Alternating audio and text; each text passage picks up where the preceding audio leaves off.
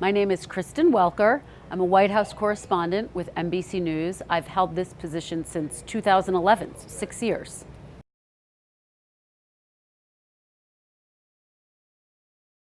The first thing to know about being a White House correspondent is that there is no typical day. This is a 24/7 job. My alarm typically goes off at 5 a.m. I check to see what overnight developments I've missed. Of course, I check to see if there are any new tweets. And then I race to update my script if I need to for the Today Show. If there have been developments, I'm doing my hair and makeup at the same time. I race into work. I'm usually live for the Today Show by 7 a.m. Then we have live shots every hour on the hour for MSNBC. In between that time, we're starting to prepare for the daily press briefing, or maybe there's a presidential press conference, or maybe there's an impromptu presidential press conference that we haven't prepared for. We are constantly reading, talking to sources, making sure that we're staying ahead of the news cycle, making sure, frankly, that we are holding the president and the other elected officials here in Washington, D.C. to account for their words and their actions. I do nightly news at 6:30 p.m. Eastern Time every night, and then my day starts all over again. That's when I start to work on my Today Show script. So it is a fast-paced, nonstop, 24/7 news cycle. The job has changed in a couple of different ways. Number one, I have an expanded role at NBC. So by virtue of that, I am just busier.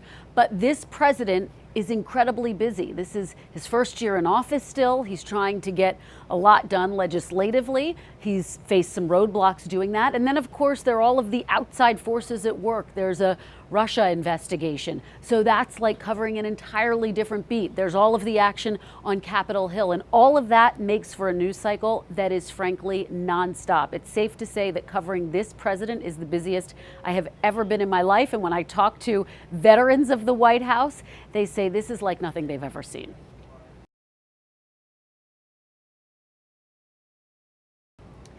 Before I got my job here in Washington, I worked at NBC 10 in Philadelphia, where I was a general assignment reporter and also the weekend anchor. But that was really the launching pad for my career at the network. Not only did I start filling in on MSNBC, but I started to cover political races in Philadelphia and in Pennsylvania. So I covered the mayoral race of Mayor Michael Nutter, for example. I covered the 2008 presidential campaign. So I interviewed then Senator Obama, Senator Clinton, Senator McCain frequently throughout the course of that race. And that really helped to lay the groundwork and, frankly, to launch me to the network. So I'm so grateful for my colleagues and my friends at NBC 10 and everyone in Philadelphia for being so supportive.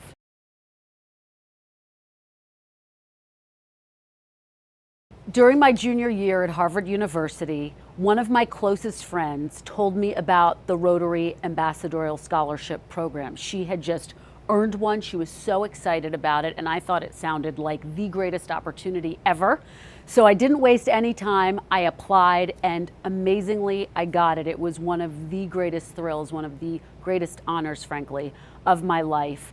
And it made my senior year so exciting because I knew I was going off on this incredible adventure to study for an entire year to live on my own in Madrid, Spain. I believe the Rotary Club that sponsored me was the Philadelphia Rotary Club. I remember I had a series of interviews. They were very tough, but I think, frankly, it prepared me for the challenges of living alone in a foreign country and all of the different hurdles but exciting things that you get to experience when you are living abroad for the first time in your entire life. You want to be challenged. You want to know that you're ready for it. And I think that that's why the process was so rigorous. But that process made me know, and also all of the people who were interviewing me, all of the Rotarians, feel really confident about the opportunity that I was given. One of the reasons that I pursued a Rotary Ambassadorial Scholarship was because I thought it would help me become a better journalist. I've always known that I wanted to be a journalist, but journalism is about communicating with different people, different types of people. It's about understanding the world around you. It's about being able to adapt to situations that aren't necessarily comfortable or where you come from. And so I thought that living for a year abroad was the perfect way to prepare myself for becoming a journalist. I couldn't have known that it would be even better than I could have ever imagined. I think living abroad on a Rotary Ambassadorial Scholarship for a year really helped to give me the tools that I needed to become a journalist. It helped me to learn how to communicate with different people, with different cultures. And that, frankly, is the building block of journalism, knowing how to communicate with Hillary Clinton supporters, Donald Trump supporters, and everyone in between. And I also think that having a Rotary scholarship instills a sense of purpose to your community and to your surrounding environment, and that is something that I carry with me every single day as a journalist.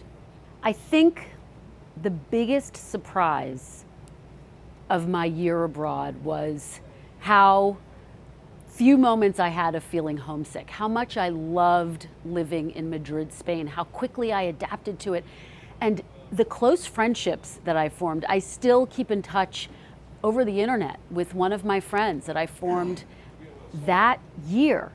And I remember this dinner where I was sitting with a group of my friends from Germany, Japan, Spain, England, and I thought to myself, this is amazing. I could have never imagined communicating with all of these people and all of these different types of people, and not only communicating with them, but really feeling like we'd formed close friendships.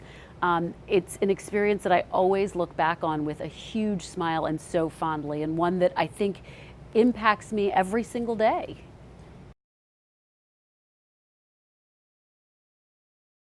I have the utmost gratitude for the Rotary Foundation. It was literally one of the biggest honors of my life. When I look back, I pinch myself and I think I can't believe I got that scholarship. In fact, I was thinking back in preparation for this interview and I thought, how did I get that scholarship?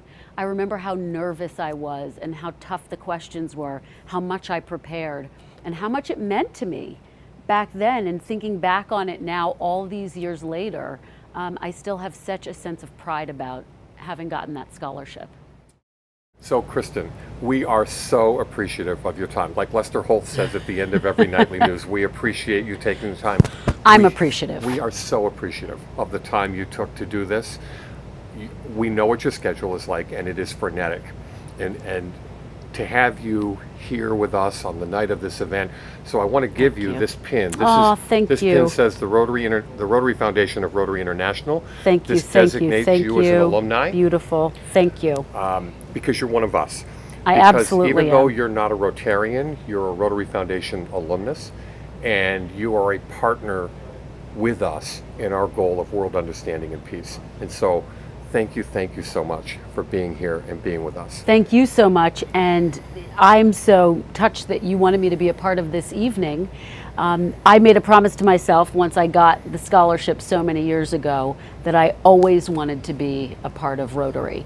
And so the fact that you've asked me to participate means the world to me, and I'm so honored. So thank you. You are a part of us, and we appreciate you. Kristen wishes that she could be there with us. I wish I could be there.